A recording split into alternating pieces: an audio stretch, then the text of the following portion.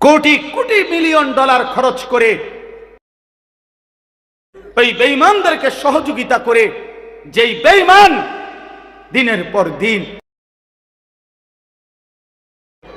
রব বলেন আমি একদিনের জন্য সুযোগ, একদিনে তোদের একটা স্টেট পুরা চালায় দিলাম। যা,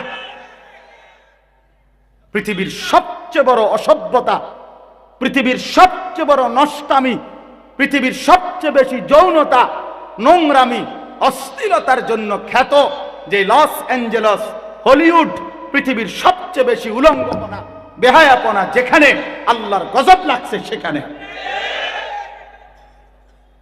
আল্লাহর গজব লাগছে। মালিক বলছে দা, দিলাম আগুন লাগায়া, এবার নিবা, এবার নিবা। শোনেন নাই এটা?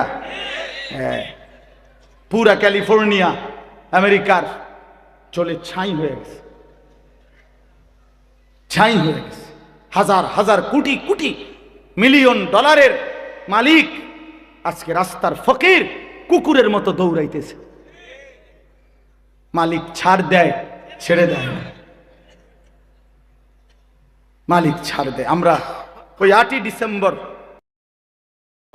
বাশার আল আসাদের মতো জালেম যখন পলাইছে, তখনও পত্রিকায় খবর আসছিল, একটা খবর আমরাও দেখছিলাম আগে। এটা এক মাসুম বাচ্চা, ওই জালেম 5 লক্ষ মুসলমান হত্যা করছে, 5 লাখ।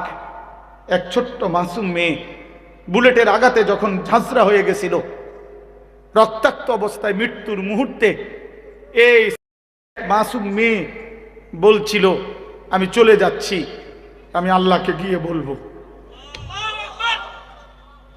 আমি আল্লাহকে বলবো।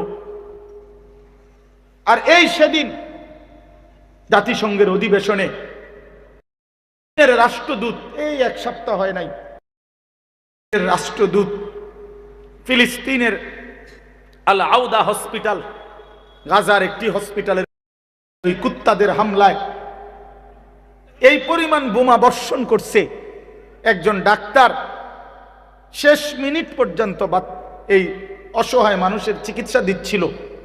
শেষ বোমার আঘাতে যখন উনি ঝলসে যাচ্ছে, এই ডাক্তারটা ব্ল্যাকবোর্ডের মধ্যে, হসপিটালের যে সাদা হোয়াইট বোর্ড, এই হোয়াইট বোর্ডের মধ্যে নিজে লিখে গেছে, একদিন না একদিন আমাদের পরবর্তী জেনারেশন তোমরা ফিলিস্তিন গড়বে, এই গাজা গড়বে, সেদিন তোমরা আমাদের মনে রেখো, আমাদের মনে রেখো আমরা শেষ মুহূর্ত পর্যন্ত মানবতার সেবা করে গেছি। এই কথাটা বলতে গিয়া, এই চিঠিটা বলতে গিয়ে ফিলিস্তিনের রাষ্ট্রদূত জাতিসংঘের সাধারণ অধিবেশনের মধ্যে সমস্ত দেশের প্রেসিডেন্ট এবং গুরুত্বপূর্ণ ব্যক্তিদের সামনে কাঁদা